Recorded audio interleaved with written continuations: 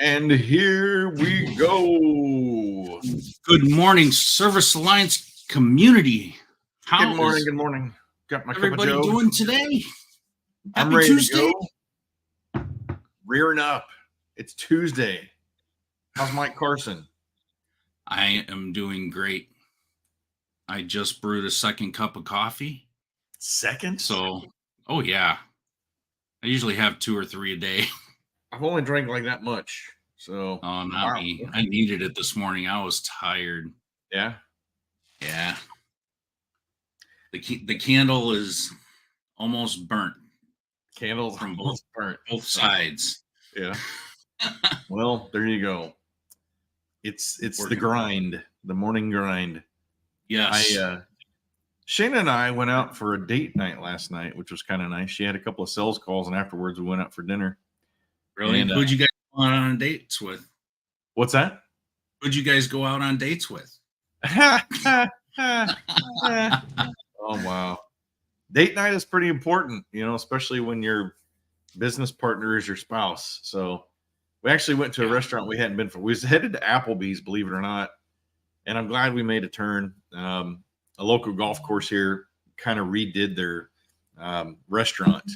And so it's called the Turns Restaurant. And so we ended up going in there, and I'm telling you what, the food was incredible. Shayna had this like bacon jam burger, and I had stuffed chicken, and it was pretty darn good. So anyway, got to take time out to have date night with your spouse, whether you work with them or don't work with them, right?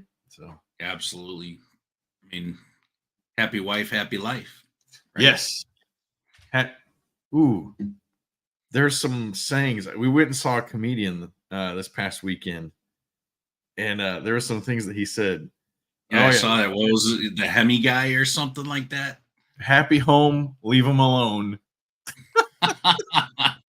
Nice. If you want your family to be complete, get a house with a lot of square feet. Love it. I love those. Those good. There's words of wisdom. Yeah, that's such wisdom. Yeah. Yeah. There's another one, but it's a little bit iffy. Good morning, Jeremy. Morning, Jeremy. How Jeremy's you doing? Got my 6. Yep, he does. Good morning, Adam. Good morning, anybody else that's watching. I think there's probably one more. Yeah. I mean, maybe, and you know what? It's got to be Saul. Saul is the other one. Hey, I want to throw out a challenge. So this Thursday is National Nonprofit Day. Okay. Good morning, Joe. So National Nonprofit Day. You need to be able to support, your local community in some form or fashion, or on a national level, right? So I went out yesterday and recorded a video at a local charity. It's called Heron House of Hope. They have a soup kitchen. They have a thrift store. I mean, they've got lots of different things going on. But my challenge to everybody watching this is this Thursday, go support a local charity, foundation, something. And even throw it out there as a Facebook Live, do a little blip about it. Share it on your own business Facebook page. And it's not just to promote your business, it's to promote that charity or that local organization that you want to support. That's what it's really about. This specific one, Heron House of Hope, they've got a family fun day, which is a big celebration they do every year. And each year it just keeps getting bigger and better. So that's my challenge to everybody. This Thursday is National Nonprofit Day. Go support a local charity. Yeah. I've had one that I was trying to get promoted. I've been promoting it for years, but it just never seems to get any support, and that's the Mike Carson Retirement Foundation. And I just can't get anybody to support it at all. Sorry, no man, supporters. I don't have cash on me. I got my Cash App card local. Do you take Venmo or Cash App? Oh, shoot. We just started accepting cash. That's good. And it goes to the Jason's offshore account fund. Yes, there you go. I like that too. Funny. All right. Well, yeah, there's a good challenge for the week. Go support Mike Carson's retirement fund. Actually, I'm doing that currently with you redesigning our website. So yeah. Yeah, you gotta have something. Yeah. All right, so let's get started. I got a verse this morning that applies to what we're going to talk about. We're going to talk about some stuff. But today's verse, 1 Corinthians 10:24 says, "Try to do what is good for others, not just what is good for yourselves." Yeah, that's good. Yeah. It's hard not to be selfish. It's hard not to think about ourselves. It's hard not to, we want the almighty dollar. We want the sales. We want the bank accounts to grow. We want, our businesses to be successful. We want to put food on the table. That might be the simple thing. We want to pay our bills. Let's face it, that's what we're in business to do. Yeah. We're not doing it because it's fun all the time. It can be fun, but not all the time. Let's face it. There's so many people out there that think, oh, you own a business, you got it made, you're rich, and I want to laugh at those people and then smack the living crap out of them at the same time because they just have no clue. Well, before you do that, maybe we should do a prayer. You want to pray us in? Sure, that's fine. Sounds good. Father God, thank you for a beautiful day in my day today here in my neighborhood. I'm not sure where it's at everywhere else, but thank you for a beautiful day. And God, as we do this morning grind today, just pray that you just guide our words, guide our actions, and the conversation's about to be had. And I just pray that somebody gets something out of it that they can use to, in the long run, glorify you, and just that people will see your love through our actions. Amen. Amen. Thank you. So today we're talking about negotiations. Negotiations. So when's the last time you had to negotiate, Jason, on anything? Yesterday, as a matter of fact. Yeah. And it was I have a big Indian, right? The wood Indian that holds the cigars. I sold that yesterday, and so ended up making a couple $100 off of it. But yeah, we negotiated a little bit, came down the price, but it was an easy negotiation. Those aren't always the easy ones, but we have sales calls. We've had several already this week. I think Shayna had 4 yesterday alone, and I've had a couple since Friday. So there's always that. It's not necessarily negotiating. It's really just building value. My thing whenever I was doing electrical calls was I tried to hit up every objection that could possibly come up before it would come up. So that way, at the end of it, all they had to do was say, okay, let's get started. And I remember, gosh, this brings me back. I remember 2004, my very first big sale, right? I can remember the house. I remember the electrical panel that was in there. And I remember the ticket was about $5,500. And we just started focusing on service and repair work. And so I was doing this new service system, right? And a totally different process than just going on there and being the big Joe Schmo of here's how much it is, pay up or I go, So there's a whole conversation, there's an inspection, there's building value. And I sit down and I go through everything and I said, and the total for all this comes to, it was around $5,500. And I did the whole sales thing. You just shut up, right? First person to talk loses. I remember the lady going, her name was Ruby, as a matter of fact. She goes, okay, well, let's get it done. And I said, okay, which parts do you want to get done, Ruby? And she goes, let's get it all done.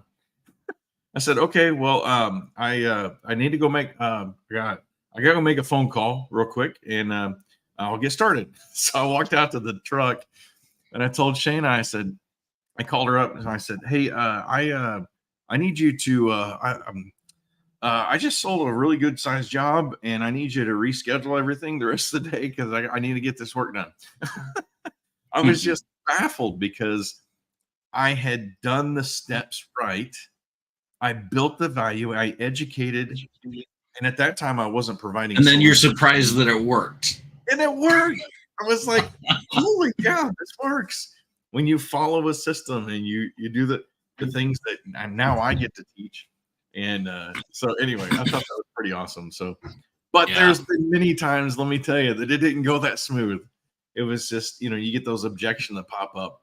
Man, that's really expensive, or I need to talk to my wife, So it's the objection handling that really kind of comes up. So my biggest problem is you can know the systems, you can know how to do it, you can have all the personality in the world, or and you could be dealing with someone who's just an objectionable person. Oh yeah. Or they're just not gonna buy. Yeah. And you find yourself forcing it. Like it's like it's a bigger challenge. So you try harder and you try harder, and then you start getting more frustrated. Yeah. And things start going downhill when that happens, right? You're putting that square peg in a round hole, and it's just not made to fit. Yeah. And like for me, it was easier to learn all that process and the steps. The hard thing to learn was, when do I just cut my ties on that and move to acceptance? Yeah. In that process when it didn't go well. Yeah. And now I've learned to go ahead and accept that much earlier in the process. Yeah. And I've learned to actually go in most of the calls that I make. If people want to do business with me, they can do business with me. If they don't, that's fine. Yeah. It's like I'm not offended by it. Yeah. Maybe I'm not a good fit for them. Maybe they're not a good fit. Maybe I dodged a bullet. I had those feelings conversations before. Mm-hmm. Yeah, I've tried the high pressure stuff. I've tried the real chill, relaxed, way of doing it. And now I'm just like, here's what I do. Here's what I have. This is what value I can bring. And if you don't want it, that's on you. Mm-hmm. I'm here for you, but it's on you. And, it's for me, it's more about educating what options people have available to them. And I have found that that's much more valuable to people. Yeah. Because then once they know and they have kind of a picture, I've had so many conversations with people that it blows my mind how many people that I talk to about building their websites or doing SEO for them, that they've already talked to a bunch of people. And then I'm just another one in the pool, and they'll sit on the phone with me and they'll be like, none of these other people told me any of this. Like none of these people explained anything anywhere near as well as you did. Yep. And I'm like, I can't imagine somebody even trying to do anything without explaining what's involved, or what they're getting. Yeah. The old adage of the radio station call sign letters, WIIFM, what's in it for me? I remember that for many years. You got to explain the benefits, not just the features, right? The features versus benefits is another thing that I teach, but explaining to them why they need what they need, not just the shiny object part of it, right? So, interesting stuff. Yeah. I mean, it's one thing to find out what people need. You already know what they need. They need their stuff fixed, right? But how much more could you make if you find out on top of that what they want? Yeah, because and people will pay for what they want. Yeah. Well, as an electrician, I mean, in the appliance world as well, but as an electrician, I would go into people's homes because of a problem, right? I very rarely got called into a house because, oh, they wanted something nice and fluffy to be added to their electrical system. It was Exactly. usually, I got a problem. Oh, hey, while I'm here, and this is one of the questions I ask, is there any other concerns you have for me or any other questions that I can answer you while I'm here? So that simple question, anything else I can address for you while I'm here, always brought up something. I mean, probably a good 80-90% of the time. And those were those usual want items. Well, the lighting in my kitchen's kind of dim. I'd like to talk maybe about some upgrades in the lighting for the kitchen. Okay, great. I'll look into that and I'll get back with you. And then I go and do my stuff. And that's the stuff, like you said, the needs versus wants. So yeah, people don't like paying for what they need. Yeah, but they don't mind paying at all for what they want. Yeah. I mean, so, Amazon's success is proof enough of that, right? Temu is coming up. Oh man, Temu. My family is. I need to shut down some credit cards because of Temu. I think Temu is ridiculous. I mean, when you can get an $8 pair of tennis shoes that looks like they're $100 and they're actually kind of comfy. Yeah, but that's a whole nother conversation that I think we're feeding the economy wrong. But yeah, I'll leave that alone for another day. Let's get back to The Art of Negotiations. Wasn't there a book named The Art of Negotiation, I believe? But I think there was. Yeah, The Art of War. The Art of War. Yeah, definitely The Art of War. There's some good books out there. There's so many books. I've read a lot of books on negotiation, listened to lots of podcasts and just video content around it. And it's like everybody says the same things, in general. But you know what? Let's ask our audience. We got a live audience, live studio audience. What have you guys had out there? What situations have you had that you had a hard time negotiating in the past month with your clients? Like, what was the situation? What happened? And how did you resolve it? Like, what are you guys doing out there in your day-to-day as you're going out talking to people? I mean, somebody gets a little objectionable on your service when you're telling them what it's going to cost, on your pricing. That right there, you got to negotiate all the time. So how do you handle those objectionable people? And then of course they don't want to pay for the bill, for the big bill.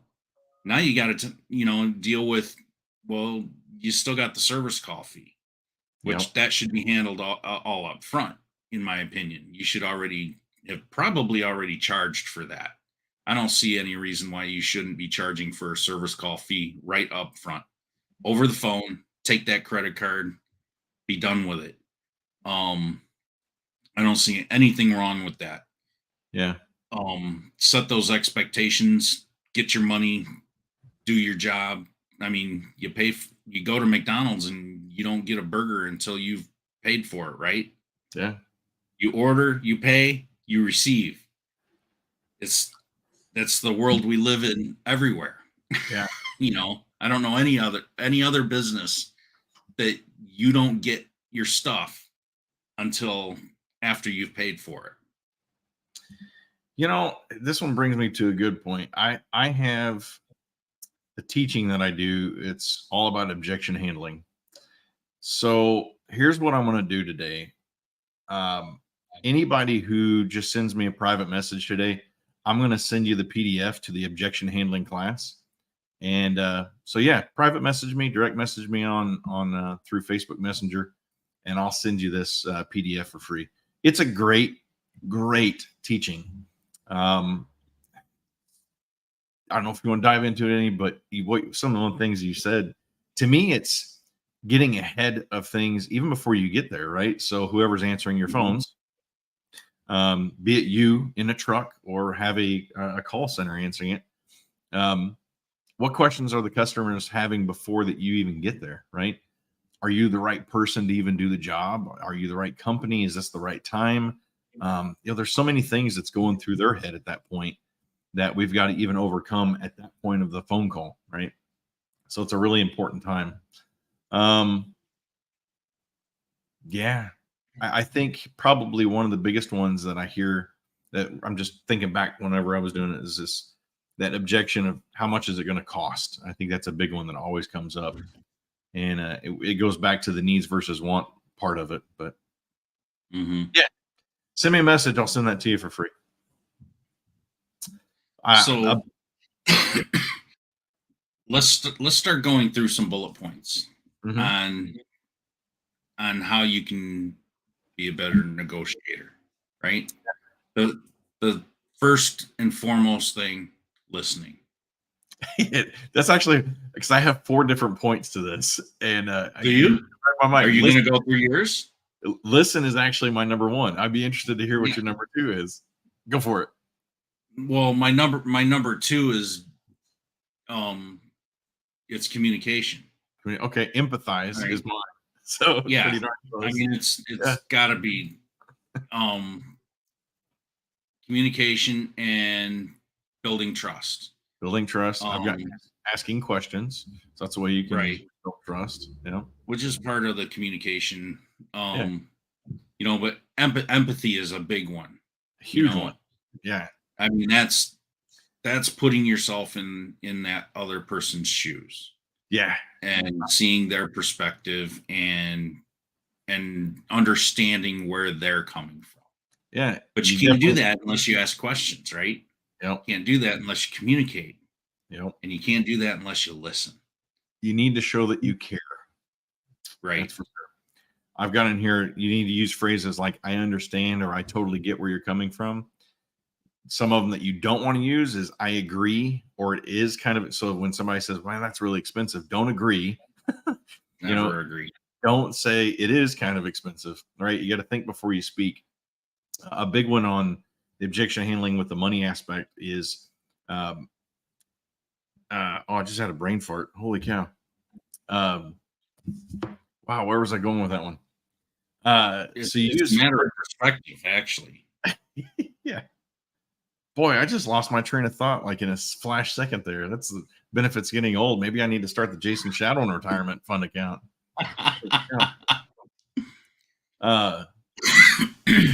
Where was I going with that? Holy cow.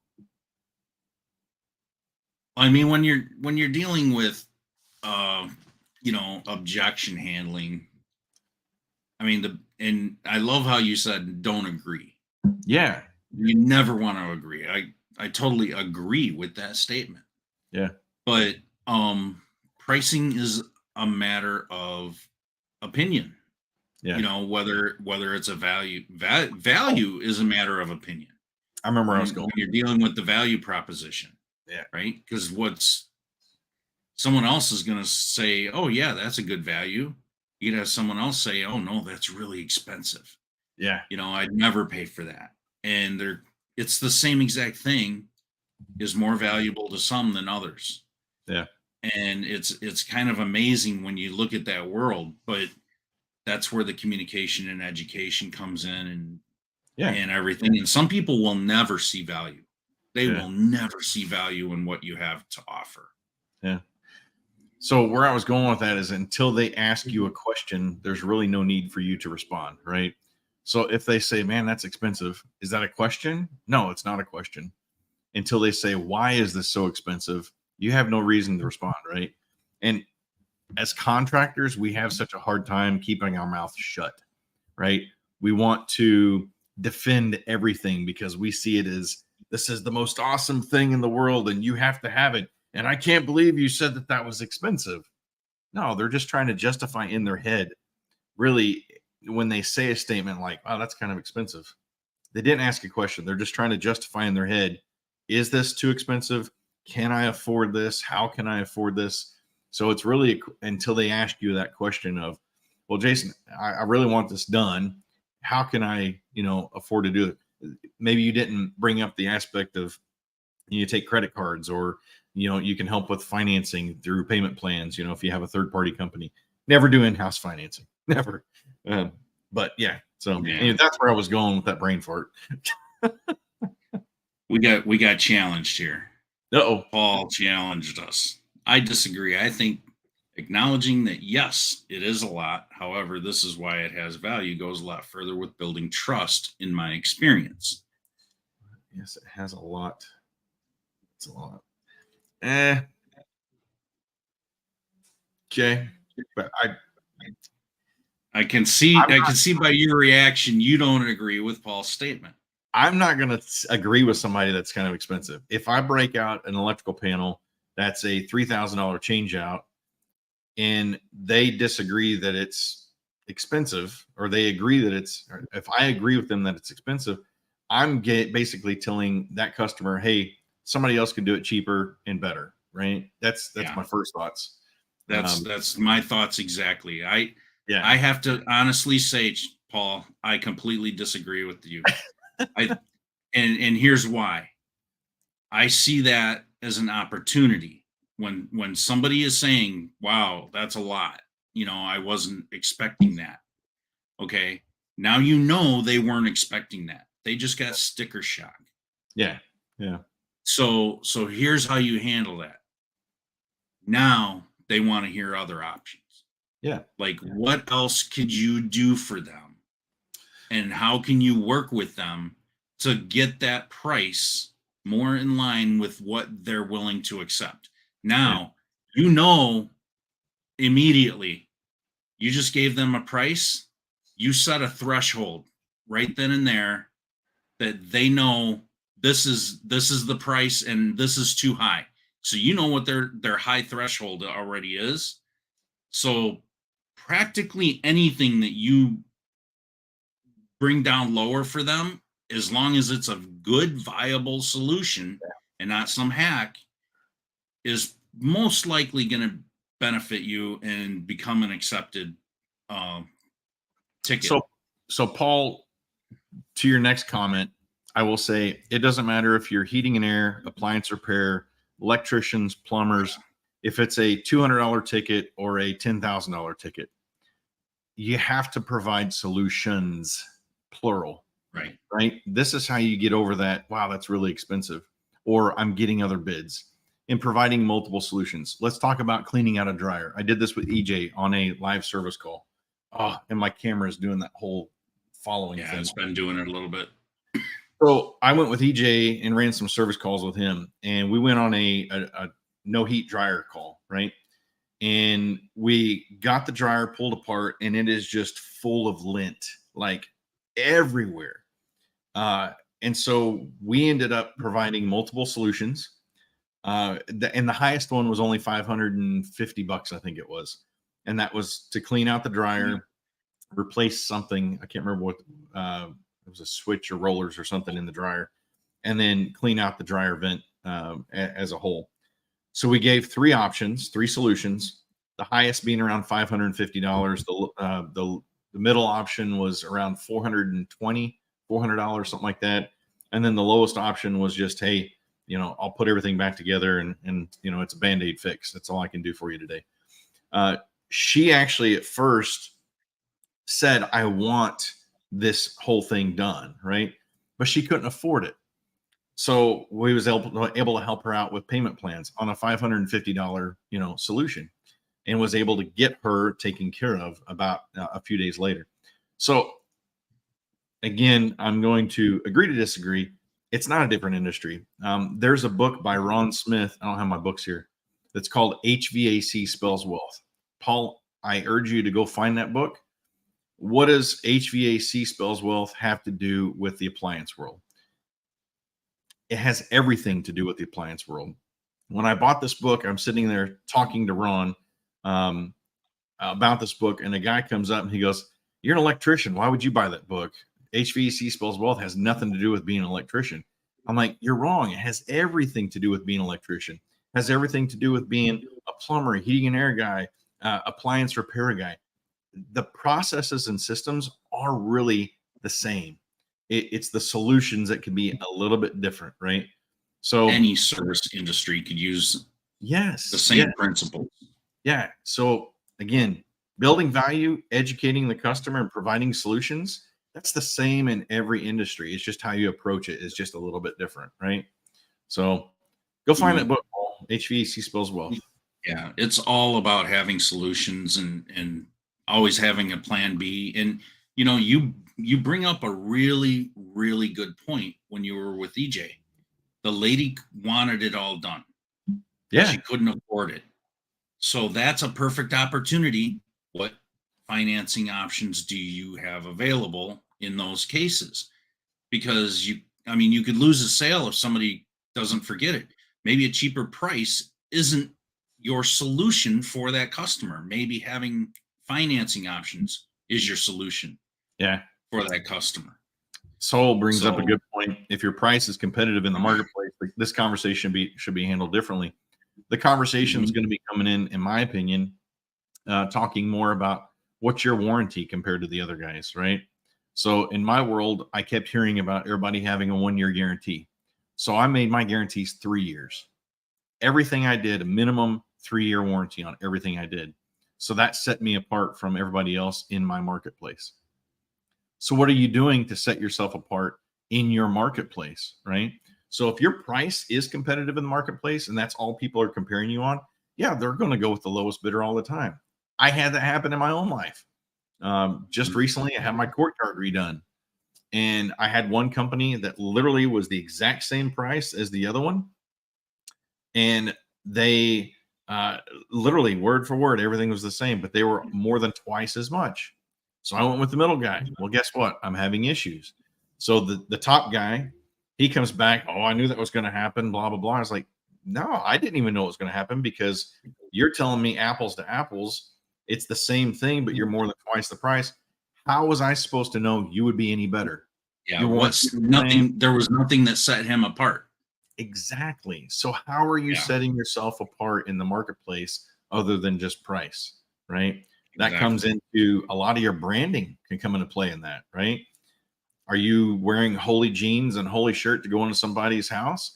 Or do you have nice pants, maybe cargo pants and a nice uniform shirt, right? What's your vehicle look like? I mean, this could go in so many different directions as far as this conversations. So Is your hair cut? Is your beard trimmed? There's so many people I see, long shaggy beards that don't trim them up, yeah. and you know things stuck in them from their Yeah. lunch, but you can't show up to people's houses that way. Paul, it's good to hear. Maybe we can have another conversation on the side sometime. I'd love to talk with you a little bit more. There's so many good books out there when it comes to the art of negotiation and stuff. But um, send me your email, Paul, and I'll send you over that objection handling for free. Um, yeah, we'll start from there. But and then find the Yeah, book. It'd be a good one. I love it. I love it when we get challenged. I love. Yeah, I love the perspective, of hearing the other side and everything. It makes everything, just have it makes it a better conversation. yeah, So thank you, Paul, for yeah, challenging us. You know, we don't want all yes men here, yeah. watching us and commenting. So Yes, right.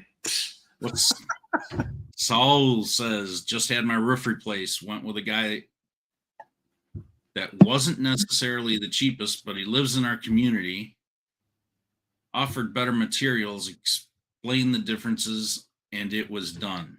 Yeah, So, I've had plenty of people come to me for web work, and I charge a, a fair premium for what I do. yeah, And when I say fair premium, I don't mean a fair amount. I yeah, charge a fair amount, but it's on the premium side yeah, because I know that other people in my industry don't know what I know. It's more on the rare side, yeah, and I have a certain set of specialties and things like that set my company apart. And there's been plenty of times that I've been the most expensive quote, and I've been really far off. I mean, clients have come back to me and said, you were like, these other people were substantially cheaper. Yeah. And I just said, okay, let's start looking at that apples to apples things like you were talking about with Exactly. your courtyard. Let's start Exactly. looking at that. Tell me what, what's good about their company. Let's not even look at the quote, but what's good about their company? How did they present themselves? What experience did they have? Did they Mm, explain things on the phone? yeah. And once you start opening that up with the customer, then it starts getting them thinking, about the conversations they have had with other people or the experience they've had with previous people, or you start getting them to kind of question some things. Yeah. Okay. And it makes it easier to have that conversation. And in most cases, if you are the more professional person, it it hands down will make you, more money in the long run. More people are going to want to do better, or they're going to want to do business with a Yeah. better company Yeah. that represents it. Your reputation will precede you. 25 years Yeah. in the electrical industry, and my reputation preceded me. I always treated people, I've got it even on here. Do what you said you would do when you said you would do it for the price you said you would do it for. I literally lived by that. Before I even had personal core values, that was really part of my personal core values. And yeah, I still have people asking me today, hey, I really don't want to use anybody else. Would you come do this work for me? I'm like, I didn't renew my insurance. I didn't renew my license. So I really wouldn't feel comfortable doing that. I could Right. still probably be killing it in the electrical world, but I've decided to move on. So what we got here? Yeah. Like Saul said, Mike, say it with pride. I'm not the cheapest, and I'm not going to apologize for it. I definitely do not apologize for not being the cheapest ever. Yeah. But I'm the guy that will be there when you need me, and that comes at a price. I have actually used that statement Yeah. almost verbatim when I'm talking to people, and my clients stick with me for a long time. They're not it's not a once and done thing. Like, I have so many repeat business, or so much repeat business, that it's insane. Like, for decades, I've got clients that have stuck with me for 15 plus years, Yeah. and I don't take that lightly, and you guys shouldn't either with you know your repeat business. You want that repeat business. In my case, I've only got a few services to sell, over and over. And sometimes people don't need those services from me Yeah. for a very long time, right? And, nobody needs a website rebuilt every year. It's going to be every 4 or 5 years, in Yeah. some cases, depending on what their needs are. Yeah. Some people need me more frequently to do web work, but, or SEO, things like that. That's a recurring monthly thing. But um, when but that's for me. How many different appliances, or the yearly maintenance that needs to be done on HVAC systems, you Yeah. know just general things. You guys have a huge opportunity for Yeah. recurring income. The appliance world, electricians, it was once every 9 years. So the average nationally was people call an electrician once every 9 years. So for me to get into a door is a special thing. And it's an opportunity, right, to shine Mhm. and to show them why I want to be their electrician for life. So the next time they need me in another 9 years, I'm the guy they think of. Um, but Mike says, or Saul says, No. Mike, you're using his trademark. Good stuff. He's gonna need some royalties from me. I don't know. I don't know how old Saul is, so I might be a little older than him. So he may be using my copywritten material. Ah, Huh. Now you got me wondering because I've never actually met Cyril. That's funny. So we should probably wrap this up. We're already 40 minutes in. Yeah, it's been But a good one. it has been a good one. I like talking about, you know what I love? I love when our community starts giving us feedback and starts, Yep. getting engaged, getting involved, makes everything better. Love And it. if I stepped on anybody's toes, I hope I stepped on your toes in a good way to make you think and challenge your thinking, because I'm the same way. If somebody says something, Yeah. I'm going to take it and consider it either as a challenge or something I need to correct. So great feedback. I appreciate it. You know, when somebody steps on my toes, it reminds me I have toes. Yeah. Yeah. We stepped on, My size 13 feet. I kid you, Shayna makes fun of my little toe, or my middle toe is literally as long as my pinky. So I've got some long toes. We'll trust you on that. We You don't we wanna see don't 'em? need any no, we don't need visuals. I have the power to remove you from the screen. Oh, shoot. Hey, I'm All gonna right, throw everybody. before we go. We're gonna Larry Winget is a great go author. ahead. Larry Winget is a great author, and he's a fun author too. He's wrote tons of books out there. I was trying to think of one. There was one he had one on sales, but I couldn't remember it. But he has books called like "Shut Up, Stop Whining, and Get a Life." It's called "Work for a Reason." Your kids are your own fault. Grow a Pair, fun book. People are idiots, and I can prove it. So go check out Larry Winget. He's got some great books that really hit home. His book titles really catch your attention, but they're really good. So yeah, selling They is sound simple. funny. Maybe that's the one. Selling is simple. So anyway, yeah, check out Larry Winget and Ron Smith's book. Who would have HVAC. thought that all this is simple? Right? Yeah, We're the ones that overthink it. that's for sure. All right. All right. Well, you have a great week, and You I'll be talking to too. you in a little bit. So yeah. All right. Have a great day, everybody. And we'll see you next week. All right. Take care.